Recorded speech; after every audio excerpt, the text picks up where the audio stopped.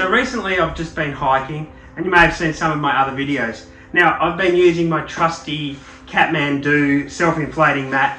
It is fairly compressed, weighs about 940 grams without the bag and with my thinner piece of elastic on it. A lot of people were using a blow-up mattress on this hike. It's specific for hiking and they are insulated. They are not cheap in a lot of camping stores. So I jumped on eBay and I ordered this one here. Now this one's come to me today. It is supposed to be insulated. I don't know, it does say in the eBay ad that it is insulated. Let's open it up and have a look. I'm going to take it hiking. We'll see if it's any good. I'm going to compare it to this and we'll see if these cheap blow-up ones are as good as some of the more expensive ones. Let's open it up and have a look. Okay, so here we go. Let's tear it open. It is the correct colour for a start. That's a good sign. Open up its bag. Now it seems to be a little larger than I was expecting rolled up. That's because it has a self-inflating pumpy type pillow system. It is not as plasticky as the more expensive ones. It's like a sort of a flocked material. It's nice and soft. That's better than I was expecting. Overall, so far, the seams look pretty reasonable. They're not splitting there. Okay, this mat is supposed to be 700 grams. So that seems pretty reasonable so far. Let's blow it up and we'll see what it's like.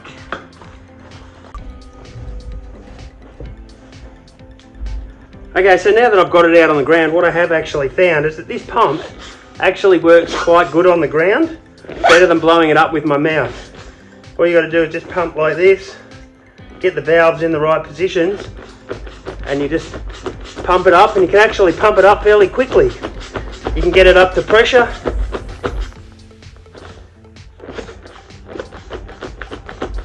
That's fairly good there now. Could go a little bit more. It seems to have a one-way valve built in it down there somewhere that I can hear going as I'm pumping.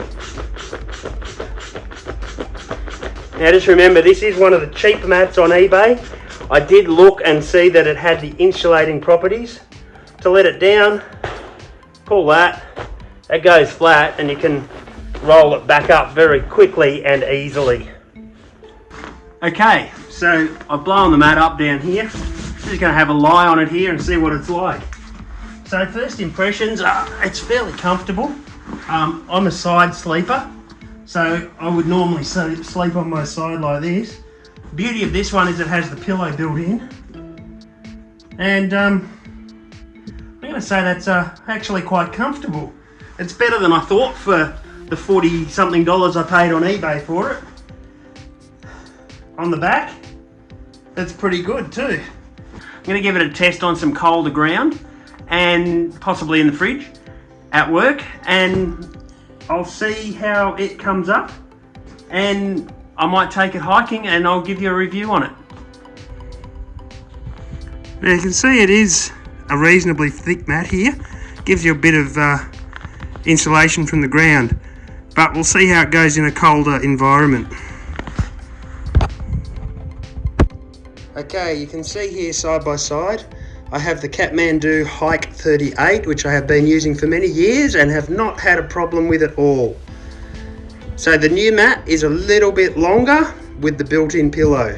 Now this one that I purchased it in blue. You can get it in numerous different colours. Has the pillow, but down there it says it has the R value, which is the insulation of 3.7. So I'll be interested to see if it does actually stay warm when I test it on the floor of the fridge at work. So I'm lying on the fridge floor, it's at 5.8, and I'm going to try the freezer floor, which is minus at 19.8. So you can probably hear the fridge running in the background.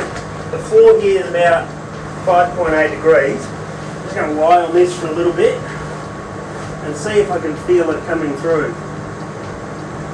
So it hasn't been very long. I can actually feel it warming up on my body. It's cold up here, but it's warming up along my body line. I can't feel any of the cold coming through from the floor. Let's try the freezer and see what happens. So here in the freezer, the floor is frozen, solid. It is concrete. I can feel the cold here. I can already feel the mat starting to warm up. So this mat does have insulation properties, purchased on eBay. I'm going to quite enjoy seeing how this goes while I'm hiking. Because I can feel the cold coming here, but wherever my body is actually touching the mat, I can feel the warmth coming on. It's actually pretty good. I give it a thumbs up on insulation lying at -degrees on a concrete floor in a fridge. Okay, so I've been lying here a few minutes now. I'm getting cold because I've got no sleeping bag, but I can still feel the warmth along between me and the mat. It's starting to creep round as my body cools round slowly. But yeah, the mat is actually quite, when you touch it, it's cold, but when you hold your hand on it for a bit, your hand does start to warm up. So pretty good. So taking my mat camping, on the first night of the hike, it got to around 3 to 4 degrees overnight. At about 2 o'clock in the morning, I woke up and I was freezing cold, even though I had my nice warm Cedar Summit sleeping bag. What I ended up doing was putting this space blanket, emergency blanket, underneath it to try and keep myself warm, but it was too late. I had a terrible night's sleep.